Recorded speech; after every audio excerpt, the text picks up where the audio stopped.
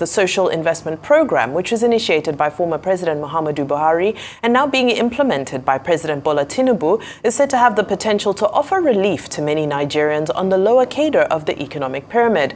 However, there are overhanging questions, with recent developments in the polity have done little to assuage, including cases of flagrant abuse of due process in respect of funds meant for the program.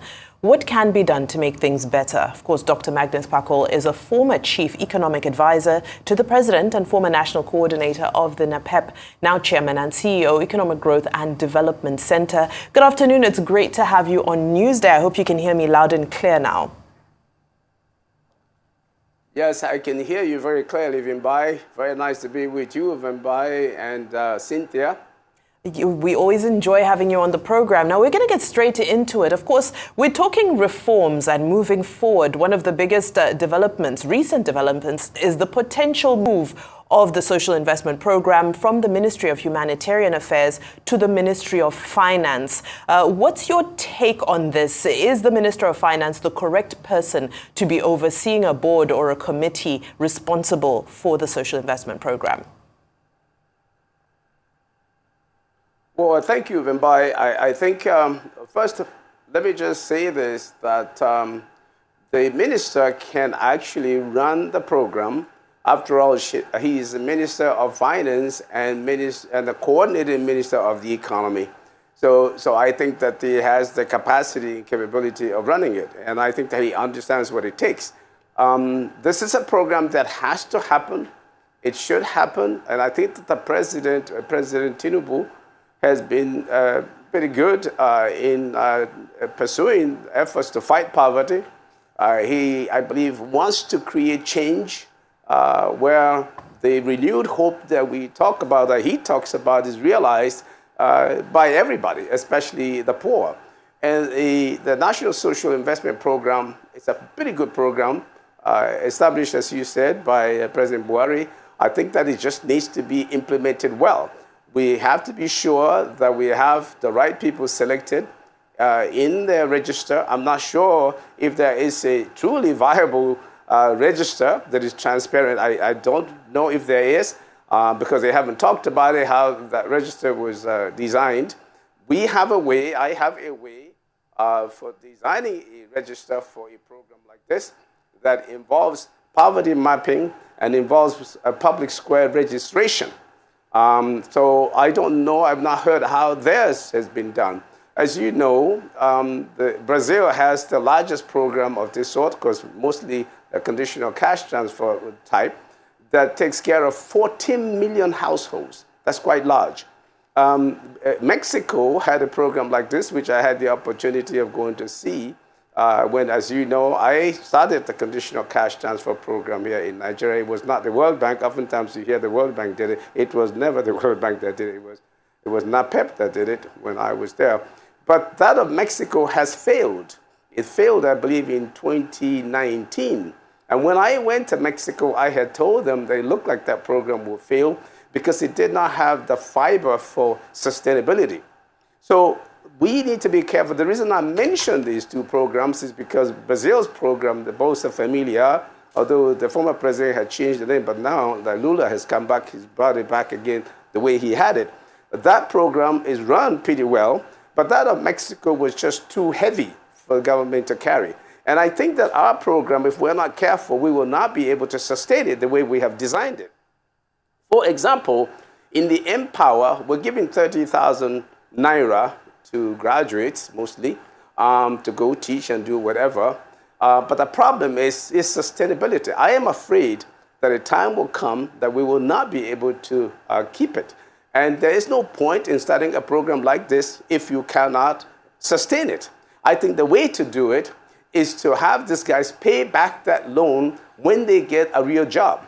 So we have to train them.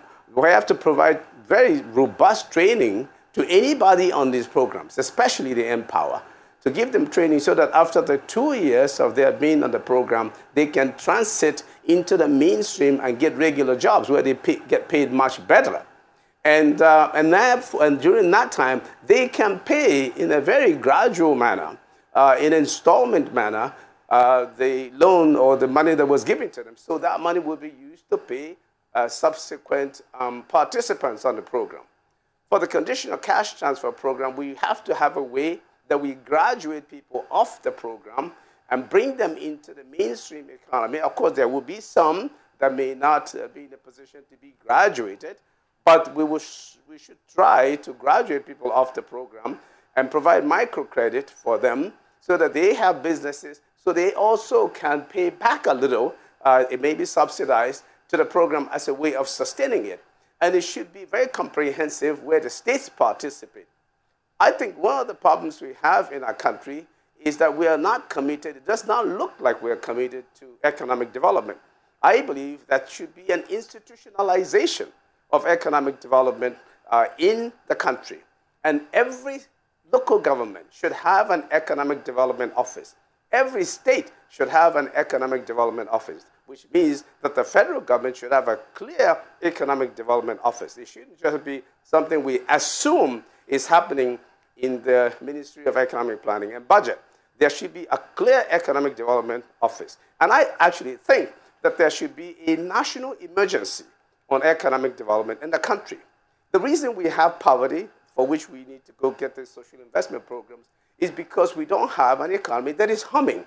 We don't have a well-integrated economy, where the states and local governments, the communities are all focused on making Nigeria stronger and better economically, robust. I mean, if you compare us with some other countries that you should think we should be competitive with, we are not quite competitive with them. There's a report that just came out showing the largest companies in Africa, and you'd be hard-pressed to find a Nigerian company in the top 10. Maybe Dangote somewhere, appears somewhere in the vicinity of that. And that tells me that we need to produce more. The reason why our exchange rate is the way it is because we're not being productive, because we've said that a lot. But the critical issue that faces us is in human capital development.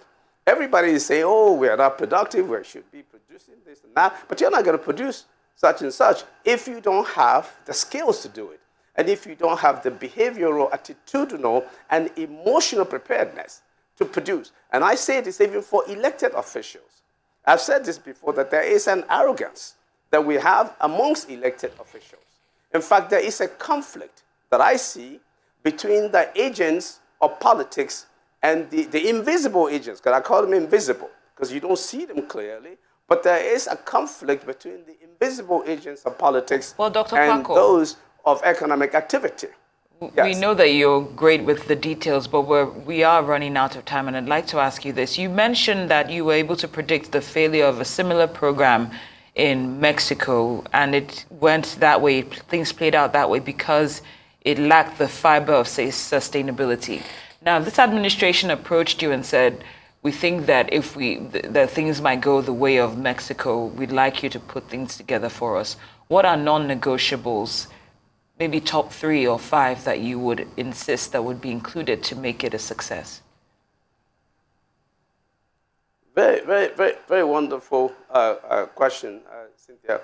I think that the critical thing is for the country to come together and understand that this is a program for the people of Nigeria.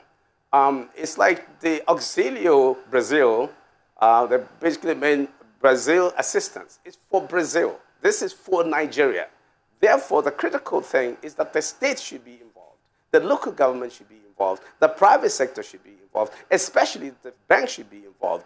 We should have a well-integrated program. If we don't do it like that, and we leave it just to politicians, and especially the federal government sometimes is too fat to be nimble.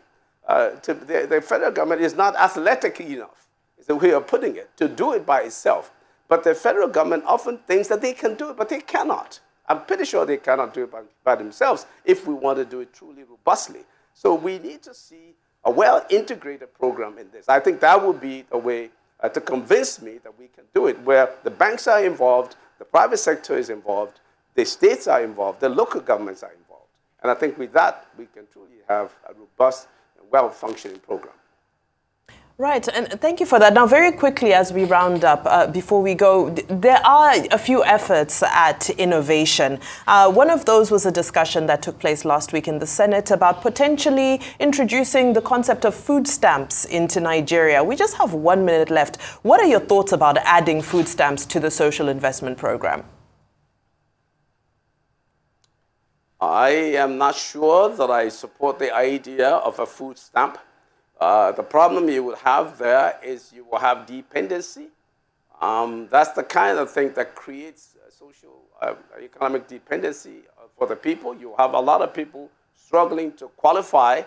I don't mind if we have palliatives, the way we've been talking about palliatives, but the whole idea of a food stamp, like what we had in the United States, even they couldn't handle it.